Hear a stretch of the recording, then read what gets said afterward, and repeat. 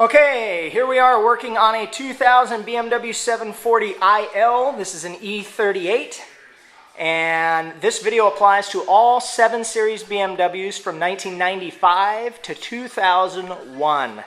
This is replacing the rear suspension guide links and control arm, also referred to by BMW as a wishbone.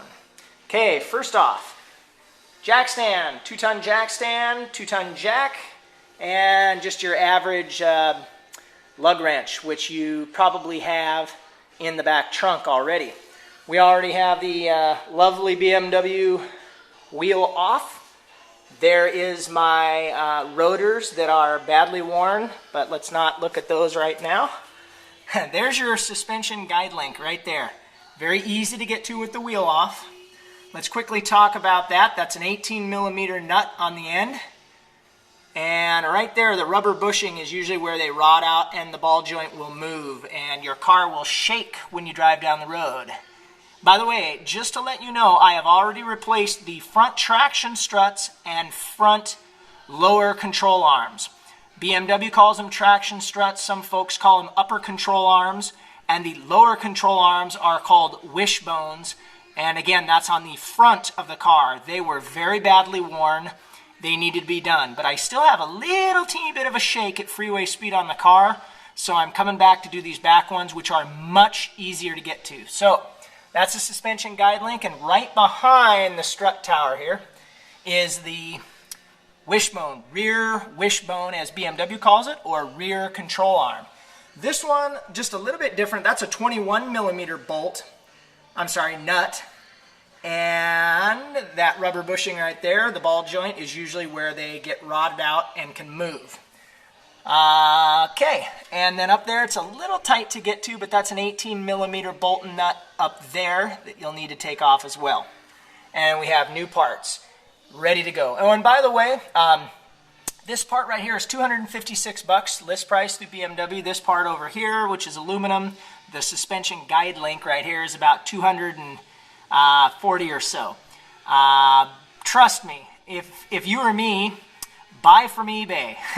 I got both the left and right suspension guide link and the left and right wishbone back here, the back control arm, for $120 shipped to my house.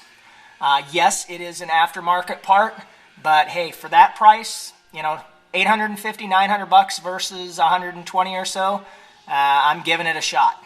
So anyways, we're going to replace them. Okay, we're back here, and now we're just going to put our arm on this suspension guide link here. And you can't really see this, but there is some play up at the very end there, at the bushing end. But watch down here. I don't know if I can make this do this or not, but as I twist it, I've got some slop in the ball joint itself. So that clearly is rotted out in there. It's seated nice and tight here with the bolt, but the ball joint's all rotted out. And on the back, I haven't tried this one yet. Let's go ahead. Oh yeah. Again, I'm trying to hold the camera with one hand and twist with the other, but this is clearly worn out there for sure. And they could be worn out up on the bushing end as well. So let's get them out of there. Alright, we're back. Well, it's about an hour later, and we have the old guide link out and the new guide link in.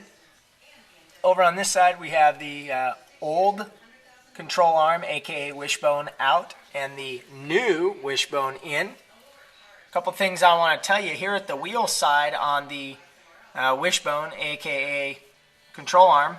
It was a 21mm nut, and guess what? Since I bought aftermarket, I get a 22mm nut. So guess what? I had to run to the store and get a 22mm combination wrench. That was no fun. So if you buy stock BMW factory parts, that'll probably be a 21mm nut that actually comes with it. Go figure. Those are 18mm nuts back there, a nut and bolt. I didn't have much of a problem with those, although I do recommend, since the strut tower is right here, that you come in from this side and get it from the other side. So you need about a 5-inch extension to get around that with your ratchet, 18mm ratchet. You can't get to it from this side right here. I did not have to put a wrench on that nut on this side.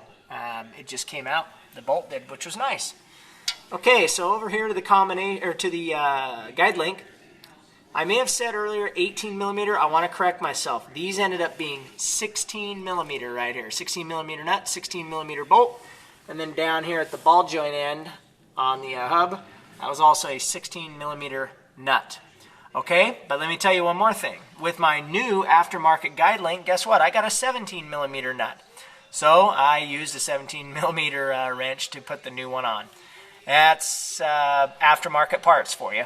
Also, don't forget, you will need a 7 millimeter box end wrench or socket to hold the ball joint in place right on the very end while you turn with your combination wrench or ratchet that 16 or in my case 17 millimeter nut. Same thing over here.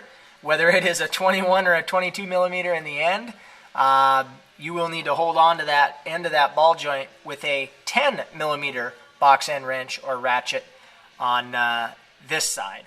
That's on the control arm one. In order to get that nut tight, you have to hold on to the end with your 10 millimeter box end or a combination. Actually, I used a ratchet on that socket. So anyways, that's it. That's the whole project done. Total time, plan on about 2 hours. It's installed. The wheel hub is nice and solid now. And with any luck, that will help the 45 mile per hour shimmy. The level of knowledge needed in order to do this is, I don't know, I'd say a 3 on a scale from 1 to 10. I think pretty much anyone can do it. And, well, we'll see how long my aftermarket parts last. But for about $120, $125, it sure beats paying the full BMW price of about $850 to $900. And now I'm going to go repeat this process on the right-hand side of the car. Again, this was done on a 2000 740IL BMW E38. About 108,000 miles on the car, and it is 2010 right now, almost 2011. So I got about 10 years out of the stock parts. Which, by the way, for kicks, there's the stock one. I should say the original one. And watch this. All rotted out. I can move that real easy. Takes absolutely no pressure whatsoever. The boot's all cracked and it's all rotted out down there. And let's see, over here, here is the control arm, aka wishbone. Watch this. Totally rotted out. I can move it with one finger. That should be real stiff. And then this end is pretty ugly too. That bushing's all rotted out. So that's pretty much it, folks. Okay, I'm back. I've done the right-hand side, and I thought I would add one more thing to my video here. On the right-hand side, you have the gas door. And the pipe that goes down to the gas tank gets in the way of the guide link. That's the aluminum one on the front side of the wheel hub, the smaller of the two control arms. That guide link, guiding suspension link technically is what it's called. It's kind of tough with that pipe in the way. You got to really get in there with your 16 millimeter socket wrench or box end wrench. And also, one very important thing I forgot to mention. Unlike the front of the BMWs, which the 7 Series has a fixed camber and caster on the front, basically the only thing that's able to be adjusted for is the toe. When you replace those, usually you don't have to do an alignment, but it's nice to maybe have it checked if you've got some extra money to spend. However, on the back, since I replaced the guiding link and the control arm, as you can see, the tire is sitting a little bit higher. The wheel well, there's a little more gap there, and the car is physically sitting up a little higher now. Maybe that's just because it was sitting so low before, because it's been worn out for so many years. But when I go around to the side here and look at the toe, you can't see on the video, but the toe is definitely off. And that's because the guiding link has an eccentric bolt that allows for adjustment in the toe. And when we look at the left wheel here, can't really tell, but the front part of the wheel up there actually pushes in a little bit, and the back is sticking out just a hair.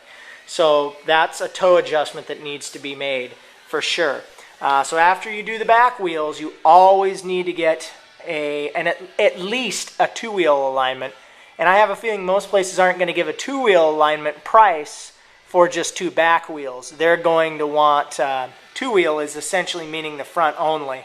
So looks like you're stuck. If you want to do this job the right way, please go in and get a two-wheel alignment on the back only if they'll allow you to. If they won't, then do all four like I did. And I actually replaced those front control arms at the same time as I did the back. So I'll be heading into the shop tomorrow to get a four-wheel alignment. And boy, this car should run like brand new. And you won't burn up your set of tires either. So don't go cheap on all your parts like I did, and then not spend a little money to get an alignment in the end. Because if you don't, you'll be forking it out for brand new tires down the road. Anyways, that's it. And from Vancouver, Washington on December 23rd, 2010, have fun working on your 7 Series Beamer.